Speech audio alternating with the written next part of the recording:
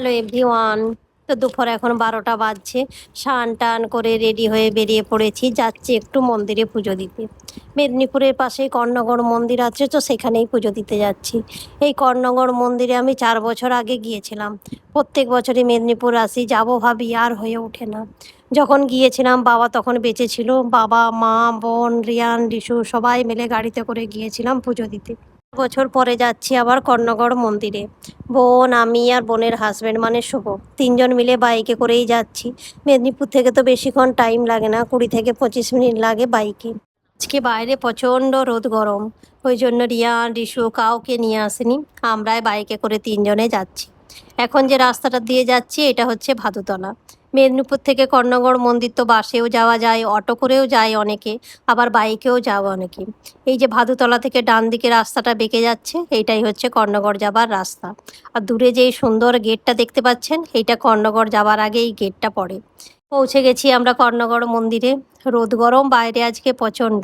তো মন্দিরে তো এসছি যখন পুজো দেবো, পুজোর জন্যে এই যে বাইরে অনেক দোকান আছে, এখানে পুজোর জিনিসপত্র কিনে নিয়ে তারপরে ভেতরে যাব। কর্ণগড়ের এই মন্দিরটা হচ্ছে মহামায়ার মন্দির। বিশাল বড় এরিয়া নিয়ে এই মন্দিরটা তৈরি হয়েছে। আর প্রচুর লোকজন আসে প্রত্যেক দিন এই মন্দিরে পুজো দেওয়ার জন্য। যেসব জিনিসপত্র লাগে মন্দিরে, এখানে দেখছি লাইন দিয়ে তার দোকান। আর দোকানগুলো খুব ভিড় আজকে। আজকে যেহেতু গুরুজির জন্মদিন আছে, তো এখানে সেই জন্য একটু ভিড় বেশি। প্রত্যেক দিনই এই মন্দিরে প্রসাদ খাওয়ানো হয় দুপুরে। আর আজকে গুরুজির জন্মদিন আছে বলে স্পেশাল খাওয়ান দাওয়ান চলছে। যেহেতু বাইরে প্রচণ্ড রোদ, তো খালি পায়ে হাঁটা যাচ্ছে না, মেঝেটা একদম গরম হয়ে আছে। একটু দূরেই জুতো খুলে তারপরে হেঁটে আসতে হয় মন্দিরের মধ্যে। এই মন্দিরে অনেকের বিয়েও হয়, প্রত্যেক দিনই কারো না কারো বিয়ে হচ্ছে এই মন্দিরের মধ্যে। আর অন্নপ্রাশনও হয়, আজকে যেমন একটা বাচ্চার দেখলাম অন্নপ্রাশন হচ্ছে।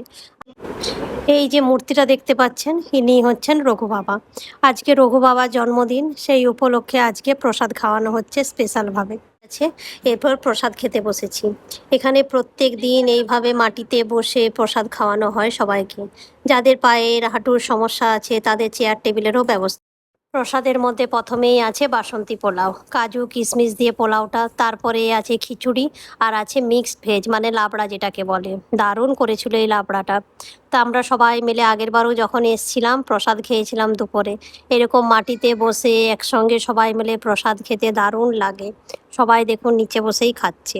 তারপরে দিয়েছে চাটনি, চাটনিটাও সুন্দর হয়েছে। তারপরে আছে আম আর জিলিপি। এই ছিল আজকের প্রসাদ। প্রসাদ খাওয়া হয়ে গেছে।